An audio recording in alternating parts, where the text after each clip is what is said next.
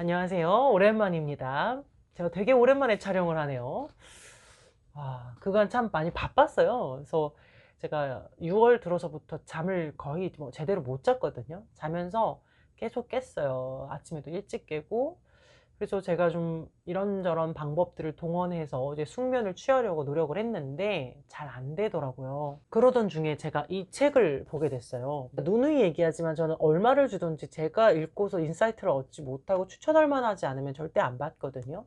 근데 이 책을 읽었는데 한 중간쯤에 불면증에 대한 이야기가 나오는데 저랑 똑같은 거예요. 이 자아가 너무 시끄러워서 자아가 열일을 하느라고 잠을 못 잔다는 거죠.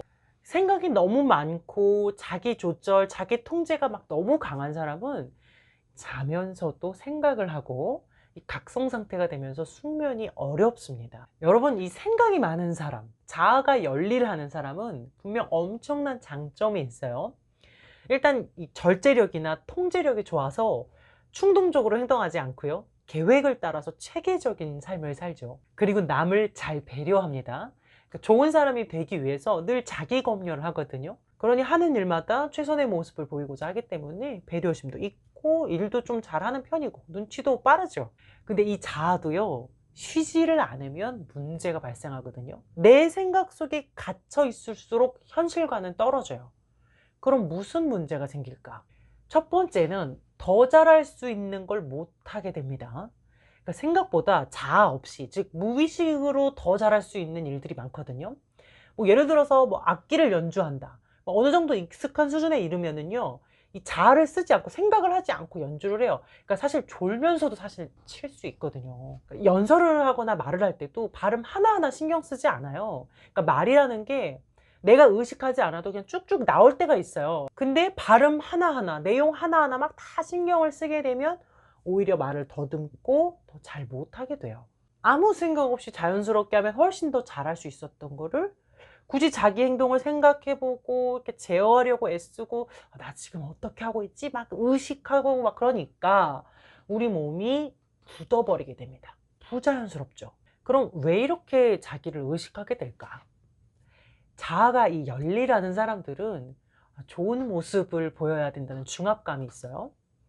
그런 중압감이 커질수록 자기 행동 하나하나를 지나치게 의식하게 돼요. 이런 자의식 과잉은 완벽주의나 뭐 강박이나 불안이 있는 사람들에게 더 많이 나타나요. 그러니까 실패하면 안 돼. 실수하면 안 돼. 무조건 잘해야 돼. 무조건 좋은 모습 보여야 돼. 이런 의무감에 시달리는 사람들이 더욱 그렇다는 거예요. 근데 그런 태도가 결국은 더 부자연스럽게 하거든요. 그럼 이 사람은 마음이 어떠겠어요?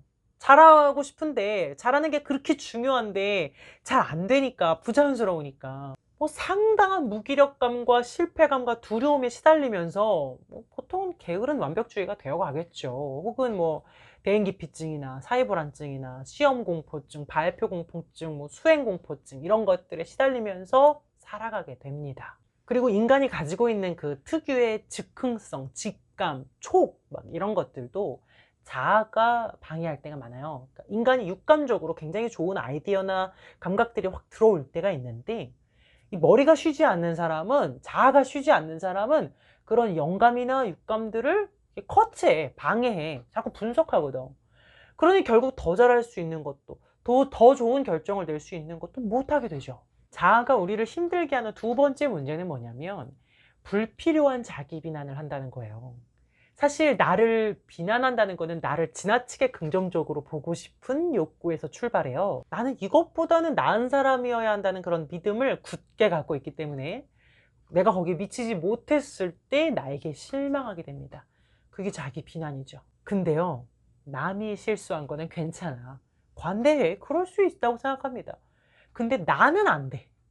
이게 남은 그냥 보통 사람인 거야. 평범하니까 그 정도 실수해도 뭐 충격적이지 않아. 근데 나는 보통 사람이면 안 되거든. 나는 늘 나를 못났다, 부족하다 이렇게 말하지만 사실은 그만큼 나에 대한 기준이 높고 엄격한 거예요. 그게 인간이 가진 본능적인 어떤 자기 고양감에서 나온 것이죠. 그러니까 내 마음 아주 깊은 곳에서는 나는 남보다 특별해야 된다는 그런 비현실적인 기대가 있는 거죠. 욕망이 클수록 실패가 아프다.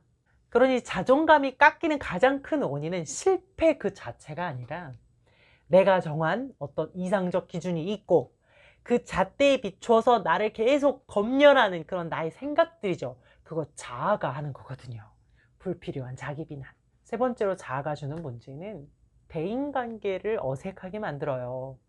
그러니까 자아가 발달을 하면, 과잉이면 딴 사람에게 내가 어떻게 비춰질까를 자주 생각하기 때문에 사실은 되게 센스도 있고 배려심 있는 사람이 되긴 합니다. 근데 그런 생각들은 관계 자체에 집중하기보다는 내가 너에게 어떤 사람이 되어야 한다라는 것에 집중하게 해요. 그래서 만남이나 대인관계가 썩 편하지만은 않아요. 타인이 나를 좋게 판단하면 나는 좋은 사람이 되고, 타인이 나를 나쁘게 판단하면 나는 나쁜 사람이 돼버려요. 타인의 시선과 판단이 내 행복과 불행을 막 좌지우지하는 그런 큰 포인트가 돼버리죠. 그러니까 나의 사회적인 이미지를 너무나 걱정하면서 과도하게 신경 쓰기 때문에 지나치게 부끄러워지고 낯가리고 어색해지게 되죠. 그럼 어떻게 하면 될까요? 자아를 꺼두는 거예요. 자아 꺼두기. 필요할 때만 자아를 활용하고 필요 없을 때는 꺼두는 연습을 하는 거죠. 그럼 자아를 끌려면 어떻게 해야 될까? 지금 여기에 집중하는 거예요. 그러니까 내 생각이나 내 내면이 아닌 그냥 지금 여기 이 순간의 감각에 집중하는 것. 가만히 이렇게 누워가지고 내 숨소리나 심장 뛰는 그런 감각에 집중을 하거나 아니면 어떤 다른 몸의 감각, 느껴지는 촉감, 주변에 들려오는 소리 혹은 어떤 뭐 냄새 이런 어떤 외부의 자극들 그로 인한 나의 감각에 집중을 하는 거예요. 사람이 한 곳에 집중을 하면 나머지는 자연스럽게 에너지가 덜 가거든요. 그러니까 내가 현재 여기에서 느끼는 이 감각에 집중을 하면 자연스럽게 자아가 열일하던 그 생각들이 줄어들어요. 비워져. 그게 처음에는 엄청 안 될 수 있어요. 계속 생각이 올라올 거예요. 자아가 막 치고 들어올 겁니다. 과거, 현재, 미래 여러 가지 잡생각, 원인 분석, 판단, 걱정 이런저런 해결책들 그냥 마구마구 올라올 거예요. 계속. 그때마다 그 생각에 반응하지 않고 관심을 주지 않고 다시 감각으로 돌아오는 거예요. 뭐 소리, 향기, 느낌 이런 것들. 음악이나 뭐 자연소리 이런 것들을 틀어놓고 요즘에 유튜브에 뭐 명상 유튜브 많더라고요. 그런 거 틀어놓고 그 소리에 집중하고 있는 것도 좋습니다. 이게 처음에는 잘 안 돼도요. 계속 반복해서 훈련을 하다 보면 멍 때리는 시간이 늘어나고요. 머리 비우는 게 점차 가능해져요. 즉 자아를 꺼두는 방법을 스스로 터득할 수 있게 되는 거죠. 근데 주의할 점은 뭐냐면 자아를 꺼두는 걸 자아로 하면 안 돼요. 그러니까 머리 비우는 걸 머리로 하면 안 된다는 거예요. 그건 결국 머리를 쓰고 있는 거잖아요. 예를 들어서 자꾸 떠오르는 옛날 일이나 막 트라우마 같은 것들을 잊어버리려고 막 노력하면 잊혀져요? 더 생생해요. 걱정을 안 하려고 노력하면 걱정이 안 돼요? 더 심해져요. 그러니까 의지력으로 잡념을 없애보려고 막 자아를 총동원해서 하지마 생각하지마 막 이러면 자아 더 강해져요. 그러니까 억지로 멈춘다고 생각하지 말고 현재 내 몸의 감각을 느끼는 것 거기에 집중을 해야 돼요. 심호흡 한 10번 정도 쭉 하시면 몸이 자연적으로 이완되거든요. 그래서 몸에 힘을 쫙 빼시고 눈 감고 지금 여기에서 느껴지는 외부의 자극들에 집중하는 겁니다. 일명 명상이라고 하죠. 저는 개인적으로 명상 별로 안 좋아했어요. 저 자아가 열리라는 사람이고요. 그래서 남들의 2배, 3배 살면서 그럴 수 없는 중에도 여기까지 왔거든요. 그래서 자아 꺼두고 머리 비우는 거 사실 그렇게 좋아하지 않던 사람이에요. 바쁘니까요. 근데 제가 잠을 못 자버리니까 생각이 달라지더라고요.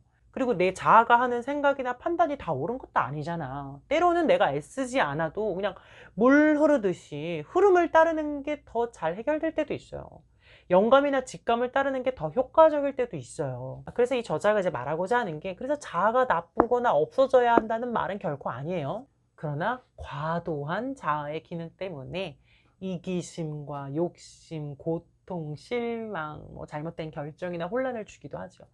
그래서 자아는요, 인간의 기능 중에 가장 훌륭함과 동시에 가장 무서운 것일 수 있어요. 그걸 기억하면서 여러분도 이 머리를 비우는 연습이 된다면, 즉 자아를 절전 모드로 좀 꺼들 수 있다면 한결 자연스럽고 편안해지실 겁니다. 더 자세한 내용은 이 책을 참고하시기를 내가 추천합니다. 나는 왜 내가 힘들까라는 책입니다. 자세한 구매 내역은 댓글 참고해 보시면 될 것 같아요. 오늘은 여기까지 하겠습니다. 다음 영상에서 만나요. 웃음을 주는 따뜻한 상담사 웃다였습니다.